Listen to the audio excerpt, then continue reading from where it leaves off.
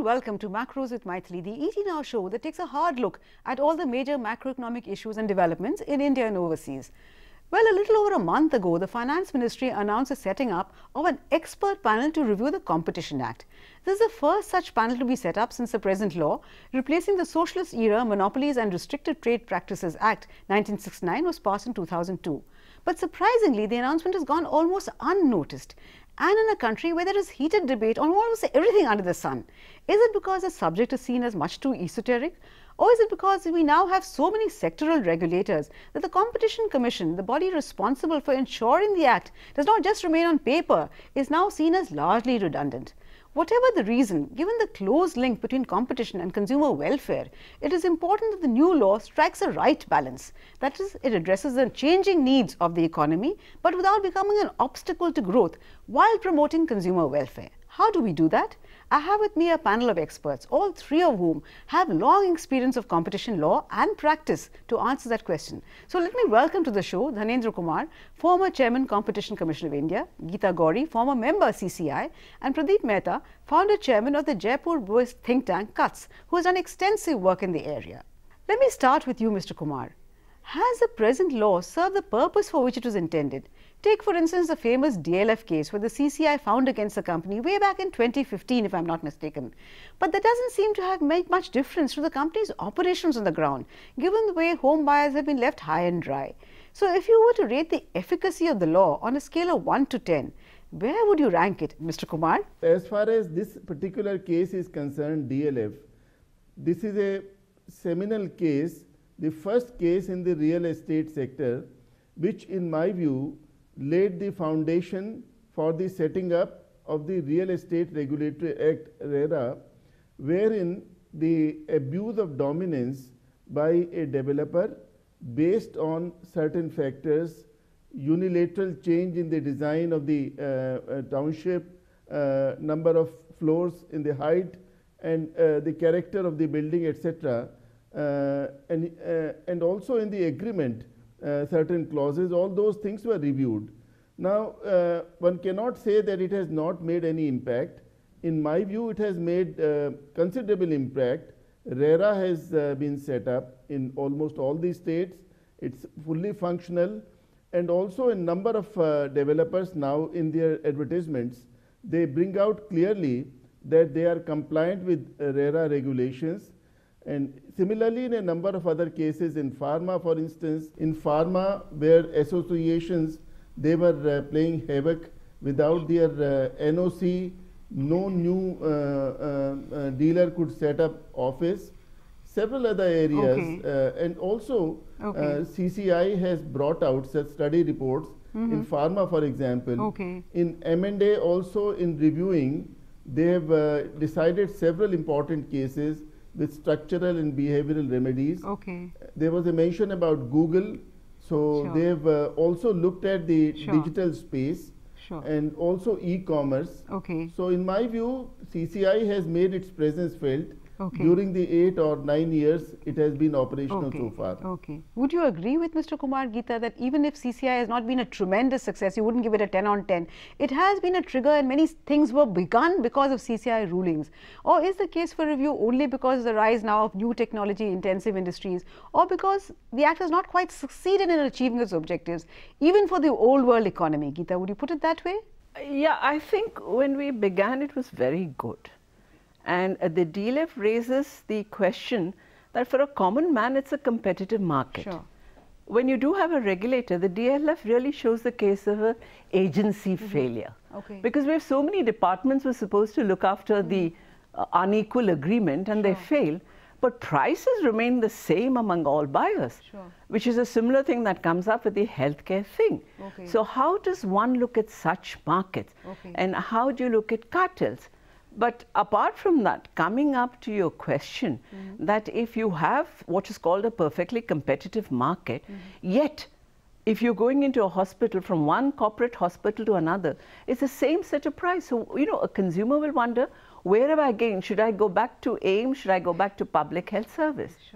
Now, as regards the Act, I think the Act is, it's very appropriate. It's necessary for a change, because the Act was changed to look at consumer welfare But then there have been certain very strange developments, because in the preamble they said, in the given environment and stage of economic growth and development, and the stage of economic growth and development now moves to one where you need to look at big companies, but consumers are benefiting. Right. So do I look at dominance? How do I look at dominance? And all the cases that have come, a majority of the cases that have come, have looked at the consumer from the producer viewpoint. Absolutely. Not the end consumer. Absolutely. Because when you have to look at consumer welfare and the end consumer, the entire economics changes. Absolutely. So even, you know, big, huge health companies or pharma companies, why is it one is not looking at the end consumer? And now the recent thing is in the question of employees in many of these, in the employment situation.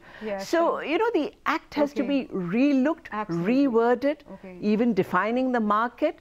But I think there is a lot of ability to be able to slide back into a much more sort of socialist orientation rather than bringing market change and competition, which the act was supposed to. Pradeep, would you agree with that, that it's a whole new ball game? And if you were to very briefly summarize, what are the 3 or 4 main reasons that make the review of the act such an imperative? What the law needs is not so much as amendments, but the Competition Commission needs new tools. They need new understanding about as to how to deal with the digital economy, which is something which is a disruptive part of our economy, and nobody is able to deal with it. There is already a sufficient debate which is going on in the world on how to deal with the digital economy. The second reason is that even if you look at the old economy, there are certain issues which are still to be, for example, the CCI wanted to look at the onion cartel case, which affected consumers at large. Now, the onion cartel was purely a collective abuse of dominance, and it was not a cartel in that sense. There was no explicit cartel. It was not a formal cartel. It was not a formal cartel. It was an implicit cartel. And I don't want to get into the jargon of competition, but you know, you set a price, Mythili, and Pradeep follows that price, Geeta follows that price. So even in something all three of us have not sat together to decide what the price of onions are, but we follow the. And the third reason? And the third reason, what I see is globally, the competition authority is there as an economy-wide regulator. Sector regulators are restricted to their sector. There are so many pluses and minuses. I will not go into that. But the committee that Dharendra chaired, of which I was a member, we have suggested recommendation to ensure that there is a mandatory consultation between the sector regulator and the competition regulator, so that there is no public, public disconnect, which happens. The latest cases are between TRAI and CCI. I mean, you know, these are the kind of things which. So these are the 3 main reasons according to you. But Mr. Dhanendra, the underlying ethos of the present act, to my understanding, is that increased competition is synonymous with increased consumer welfare. But as we have seen in the new knowledge-based economy, network effects often mean that greater competition may not necessarily translate into greater consumer welfare. Rather, it could well reduce it. So how do we reconcile the two? Also in the trade-off between increased efficiency and increased consumer welfare, which one do you think should take precedence? There should be a balance between the two. You cannot say one versus another. Increased efficiency and consumer welfare, they are intrinsically interconnected. By increased efficiency, the benefits of efficiency in terms of lower cost and better productivity, better technology, etc., would be passed on to the consumers in the end. And we see it in all technology-based industries. We see it in e-commerce, and we see in entire digital economy. There is increasingly this debate going on, this question which you mentioned, and about the role of competition regulators around the world in the modern digital-based economy. But we cannot view them in segmented arena. Everything is interconnected, and we have to strike a balance between the two. Oh, absolutely. But Geeta, in fact, you'd like to perhaps respond to what both Pradeep said and Mr. Kumar said, but in a recent article that you've written, you've spoken about how the prevailing legal framework can be a barrier when it comes to applying the economics of modern business to antitrust abuse. Could you elaborate what exactly you meant by that, Geeta? See, I had just mentioned a little earlier in the question of consumer welfare.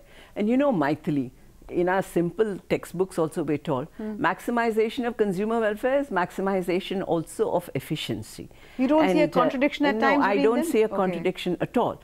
And even in the short term? Even for a short term, I don't see. And so when the market is coming in, the important point is to look at the consumer and then how to define it. And when you're talking about the market and you're looking at, say, network effects, there's a whole different set of economics that comes up into it. Now, how are we defining the market? You are looking at the market in terms of products. You're looking at the market in terms of geographies, right? Geography, there's a convergence. You know, absolutely. On the internet, I don't think it makes any difference. There are no boundaries. No boundaries. And then we've had a case on that. And most of the cases have been, unfortunately, minority dissent orders. And then we also take in the case of the product market, because when you look at even things like search engine, Facebook and Amazon become search engines.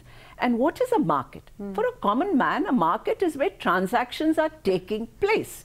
So if you are wanting to find any abuse of dominance, it should be in the market where transactions are taking place. So there is a lot of rethinking that has to be done and a scope for redefining. And the Act somehow has got this section of being per se. Abuse of dominance is shall. And this is matched with the fact that there are about 13 conditions which define dominance, including how the Commission defines.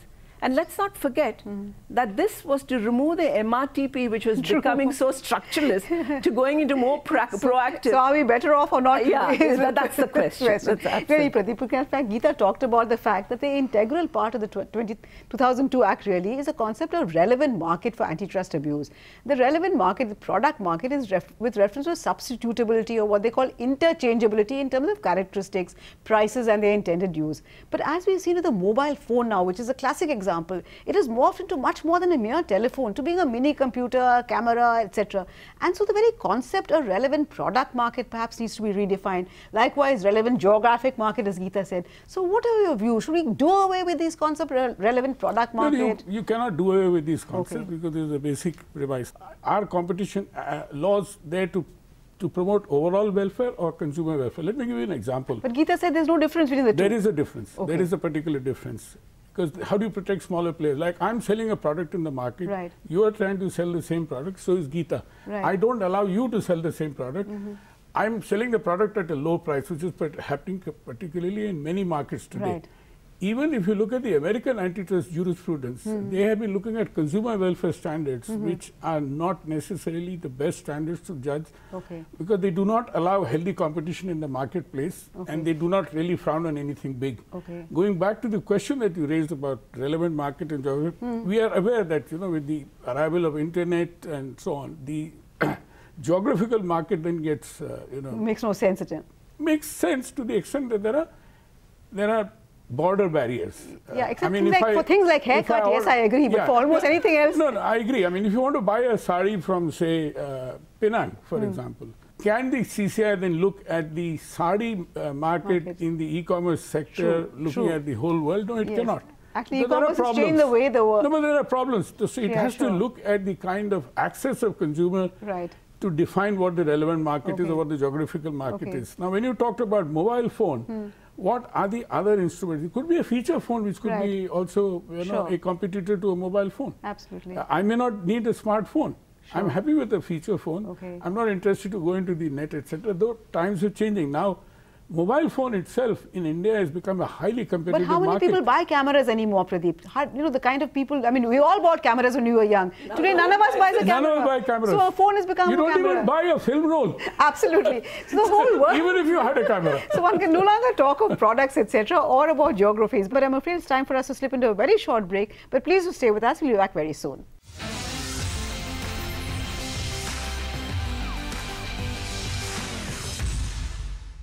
Welcome back. You're watching Macros with Mythili, and I'm in discussion with three experts on competition law. As you can see, are very passionately involved and engaged with competition.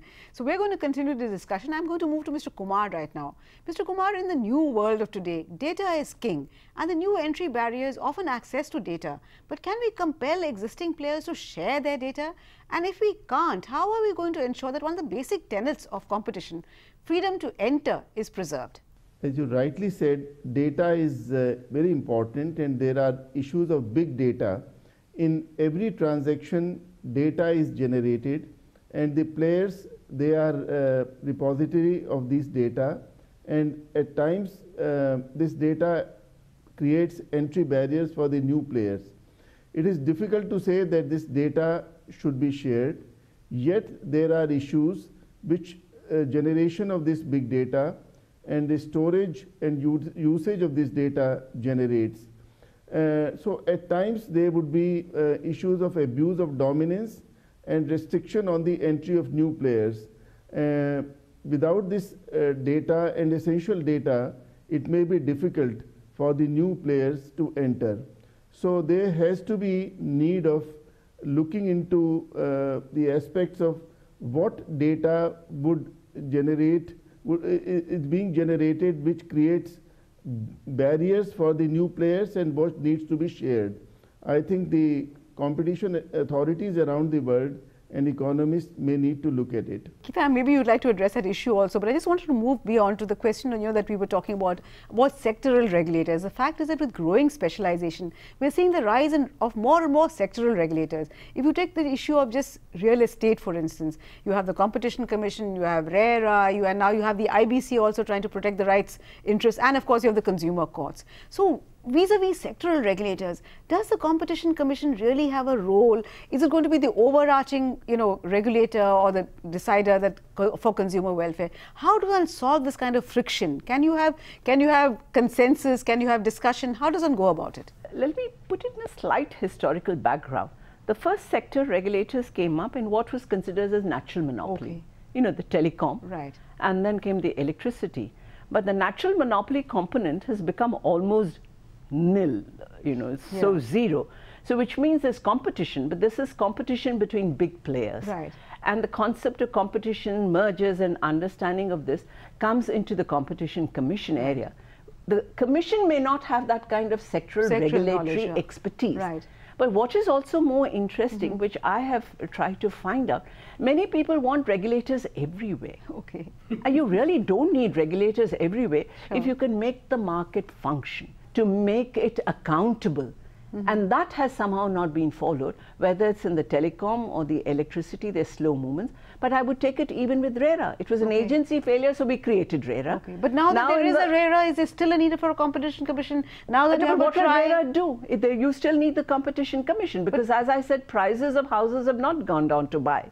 No, but look at TRI then. Telecom prices have definitely come down, service costs but they didn't come down because of the need for a regulator there. Okay. The regulator there was when wires were fixed. Okay. Now because the government opened it up and they allow for so many consumers to come in, then the war becomes between voice calls and data calls. Right. And each one is more disruptive than the other. And when all the big ones fight, someone will lose, someone will win. So you see a need for TRI as well as the CCI. Yeah, and who will have the final say? The final say will have to be the Competition Commission. Pradeep, I could just move a little further, just for a subject which might be of interest to our viewers. Kutch was very much associated in the famous case of Bharat Matrimony versus Google. Now, very briefly, what was at stake over there? And how easy is it for ordinary consumers, players in third world countries, as it were, to take on something like Google? Because Google is not a product. So how does one go about it? And what is this case? Very briefly. Google is basically a service and a platform. Okay. Offers information and knowledge about things. The kind of anti-competitive practice which affected Bharat Matrimony much more than the consumers at large was diversion of the consumers to dedicated websites, which were advertising with Google. But that has now changed substantially. The issue is, as Geeta said a little earlier, is how you manage all this. Going from this, let me go into the question which you raised on data. Data is the new oil. Right, absolutely. And it is not proprietary in that sense that, data collected by Mythili or Pradeep, by Google or by WhatsApp or by Amazon or anybody remains my data. But a lot it's of my proprietary data, the consumer's data. No, but a lot of the large companies view it as their data. That's why the entire issue of privacy has come up. Yeah, exactly. That is why we are saying that, look, it's my data. That is the issue that BN Sri Krishna committee has given three sort of options of, in terms of storage of data, because in the issue of sovereignty which comes up. One is that if it is non-sensitive information, data must be stored within India. Or it should be mirrored in India if you store it somewhere else. And the third is, if it is a highly sensitive data, then you cannot store it also. Okay. what you referred to was in the context of IPR, if you generate data in your laboratory on a particular product or a process, and that is then your IPR, that's under your intellectual property right. We are not talking about that kind of data. We are talking about the kind of data which is generated by all these web-based, internet-based operations. And that is, that belongs to the consumer as such, and therefore I have a right to question that you can't store my data. There is also a movement that the right to forget. Right, right. That you can ask Google the right to forget whatever you have there. So that still remains the consumer's right. Absolutely. But I'm not sure. Now, another very interesting question you raised there was the failure of agency. Now, DLF case was a consumer case, it was not a competition case. It was perhaps an abuse of dominance to some extent, because the consumer is always at the receiving end vis-a-vis large. Under Consumer Protection Act, it was a case of deficiency in service and the housing. Right. That was very clear. It is because of the failure of the Consumer Protection Act, and I'll come to that later, that you had RERA. Otherwise, why do you need RERA, as you rightly said? The Consumer Protection Act is there. You give enough resources to the consumer courts to deal with this. Today, the government is thinking of creating a Consumer Protection Authority to deal with unfair trade practices, which was earlier under the MRTP Act. It was taken out of the Competition Act very foolishly. Very foolishly. We argued. We argued. We argued that. Let me just ask Narendra also. I'm sure he's dying to address the issue of sectoral regulators vis-a-vis the CCI. Mr. Kumar, what are your views? I'm sure you'll agree with both of them that you still need a CCI. But the question is, how does one address the issue of turf battles? In a mixed economy and the kind of economy that we are operating, it is absolutely imperative that there are bound to be tensions among the sectoral regulators and the competition regulator, which is basically the market regulator, having a large, big view, the larger picture of the market. The sectoral regulator, they generally look at their own sectors, including basically the specifications, could be pricing, could be the level of service, a variety of other things. But CCI looks at the abuses and the big picture in terms of cartel and so on. Now, say for example, this issue of civil aviation. The sector regulator is DGCA, and Competition Commission looks at the overall market. Now, it is for the DGCA to look at how many flights, which sector, and what should be the gap and so on. But the Competition Commission looks at what is the competition among various players and so on. The two have to work in tandem. The same thing goes for the telecom also, and similarly with electricity regulators and so on. The issue is now in the Supreme Court. In the context of telecom, it went to Bombay High Court, and the High Court held that the TRAI would look at certain issues, Competition Commission can look only in certain issues. The matter has gone to the courts now. So let's wait for the final verdict. But in my view, as I said in that committee's recommendation also, that the two have to work in tandem. There must be mandatory consultation. That's true. That's true. But Mr. Kumar, I always have a very different view on once things go to the judiciary. I'm not sure we get the best answer really as far as the people of the country are concerned. They take a very legalistic view, but let's see what the courts decide. But Geeta, let me now turn to another issue, which is really a very burning issue, the issue of competition between online and offline businesses. In a scenario where the online businesses seem quite happy to keep offering various discounts and burning cash in a way that the offline businesses just can't compete with. And you spoke about how, increased consumer welfare, increased efficiency, they're the same thing. But I'm not sure the kind of discounts that companies at Paytm, Amazon, etc., Uber are offering, is it sustainable and long term? Is it for the consumer's welfare? I'm not so sure. So is there not a contradiction? How does one address these issues? Point that has again been, that I would like to emphasize, is there's a different revenue model. Now, in this terms of the revenue model, and this is where the network effects comes in, you have a downward sloping demand curve. You are creating situations where you're giving depth. By depth, I mean there are more producers wanting to come in, more consumers are wanting to come in, and therefore more advertisers will want to come into the market. That's the way the platform functions. So long term, you don't think consumers will lose out as a... No, consumers will not lose out, because if they start raising the prices, the platforms lose out, someone else will come in. And despite the advantage of data, despite the entry barriers. Data, is it an entry barrier or not? And in terms of data, data has been important in any form of business. Okay. It is just now with the internet, the availability, access is much more. Absolutely. And what others are bothered about is anonymity. Right. You have to anonymize the data and make sure there's privacy granted to it. And as a question that this is creating dominance, innovation works in very different ways. That's true. It's very difficult for us to foresee at the moment. Yes. So you don't know. So is the regulator a better judge of how technology changes? Sure. It's a privacy issue also. So that's a concern. Pradeep, very quickly, 2 or 3 main areas that you think are absolutely critical. There's a whole host of areas, but the 2 or 3 main issues that you think the new law should address. I think the new law should, create a better public buy-in. It should reach out to the Mythilis and the Pradeeps of this country, which it has not been able to do except for some headlines. Okay. Let me again distinguish, both of you are economists, and I'm still a student of economics. There is a distinction between consumer welfare and consumer surplus. Okay. Let us understand this, very clearly. And this is what, if you're looking at the kind of online retail, because of their business strategy, and I would like to use the word business strategy as a very clear way, that they are able to generate higher scales, and therefore they are able to generate higher consumer surplus and therefore higher consumer confidence. Yet it is not going to allow your neighborhood mom and pop stores, your kirana or your Modi khana to disappear, because they will still be there for your credit purchase, for so many other things. So I think this is something that we really, the jury is still out on this, Pradeep, but one really does know. But what is clear from this discussion really is that the Competition Commission or any committee that is set up to review the law has its hands full. There are too many things needs to kind of look into, and as our panel says, we still need a Competition Commission despite whatever other sectoral regulators must say, but we'll have to see what the expert panel decides. But thank you very much, Mr. Kumar, Geeta and Pradeep, for joining me in this discussion and making it so lively. I think we could have gone on for much longer, but unfortunately we cannot. Thank you also for watching. Remember, we'll be back next week with yet another edition of Macros with Mythili. Till then, it's thank you and goodbye from all of us at ET Now.